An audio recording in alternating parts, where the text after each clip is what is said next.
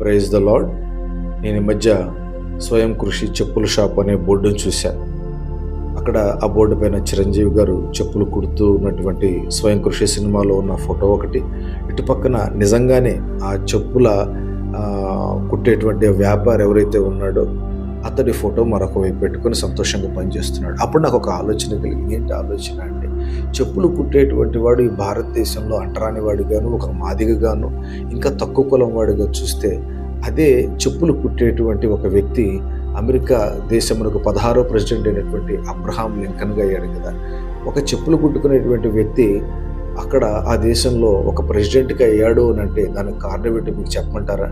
Abraham Lincoln గారి యొక్క తల్లి చాలా మంచి భక్తి పరురాలు. అయితే అంత చాలా భక్తితో పెంచింది, దేవుడు భయభక్తులతో పెంచింది.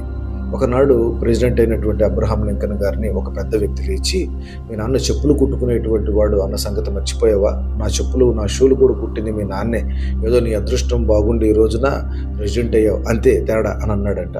ఆ మాటకు వెంటనే అబ్రహాం లింకన్ గారు, మా నాన్న ఇక్కడ కూర్చున్నట్టు అనేక మందికి షూలు కుట్టినవాడు, చాలా చక్కగా కుడతాడు, అదే కుట్టడం నాకు కూడా నేర్పించాడు. ఒకవేళ మీ షూలు కానీ చెప్పులు కానీ మీ ఇంట్లో వాళ్ళది ఎవరిదైనా కానీ చిరిగిపోయినా పాడైపోయినా నా దగ్గరికి తీసుకురండి, నేను ఉచితంగా కుట్టి పెడతాను.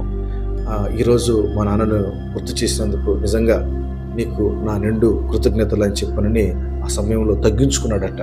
వాస్తవంగా అతడు ఏమని చేయగలడు, కానీ చేయలేదు, తగ్గించుకున్నాడు.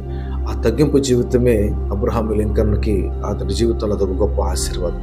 ఈరోజు తను తగ్గించుకున్నాడు కాబట్టి దేవుడు అతన్ని అంత గొప్పగా ఆశీర్వదించాడు.